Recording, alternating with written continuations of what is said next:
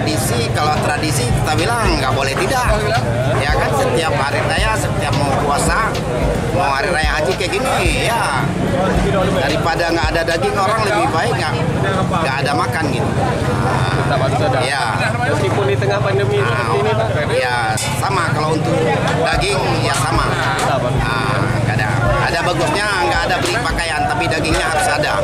Kalau pakaian mungkin ya nggak ada yang beli kan. Tapi kalau daging mau tak mau, karena sudah tradisi kita kan di Aceh, memang gitu. Walaupun mahal harganya tetap. Iya, tetap beli. Walaupun nggak sanggup 2 kilo ya sekilo, bagaimanapun ya harus beli.